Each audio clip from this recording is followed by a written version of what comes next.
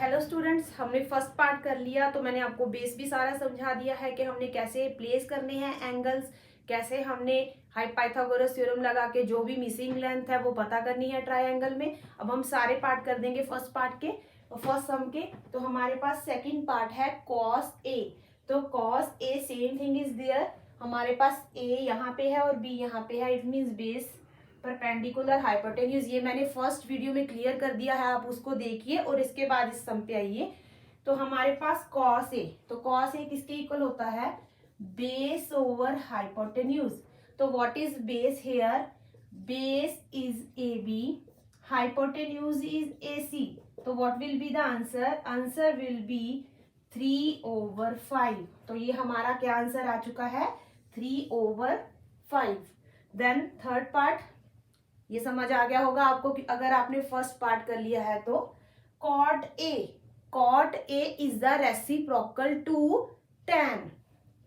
पंडित बद्री प्रसाद हर हर बोले सोना चांदी तोले।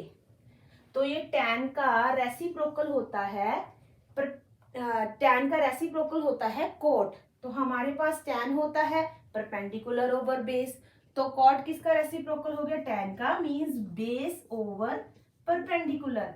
तो बेस हमारे पास है ए बी, परपेंडिकुलर हमारे पास है बी सी। तो A B is 3 and B C is 4। Perpendicular base over perpendicular, base is 3, perpendicular is 4। Simply this is the answer. तो sec A means reciprocal of cos A। ये मैं इसलिए बताती हूँ कि वो भी आपको रिपीट होते रहे, वो भी याद होते रहे आपको। हमने जो बेसिक ट्रिग्नोमेट्री की है कि sec A किसका रेसिप्रोकल है? cos A का। नहीं तो मैं सिंपल एक और नोटेशन लिखवा सकती हूँ कि ऐसे याद कर लो, ठीक है। sec A is the reciprocal of cos A। cos A is equal to base over hypotenuse. अगर बेस ओवर हाइपोटेन्यूज है तो ये हाइपोटेन्यूज ओवर बेस, क्योंकि वो बेस ओवर हाइपोटेन्यूज है तो ये बन गया हाइपोटेन्यूज ओवर बेस। तो hypotenuse here AC, base is here AB। तो hypotenuse is equal to 5 and base is equal to 3। आप सिंपली भी लिख सकते हो हाइपोटेन्यूज ओवर बेस, क्योंकि ये सेम एंगल के लिए है।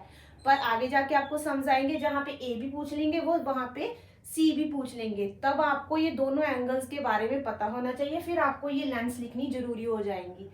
तो ये ए सी कितना है हमारे पास? 5। ए बी हमारे पास कितना है? 3। तो cosecant A is the reciprocal of sine A. तो cosecant is the reciprocal of sine. If sine is perpendicular to by hypotenuse, then cosecant is sorry, I'm not saying that. If sine is equal to perpendicular over hypotenuse, then cosecant is equal to hypotenuse over perpendicular. Hypotenuse over perpendicular. So what is hypotenuse? That is AC. What is perpendicular here? That is BC. So what is AC? That is 5. And what is BC?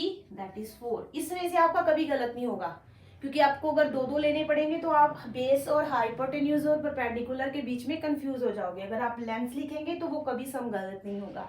तो हमारा ये first सम हो चुका है।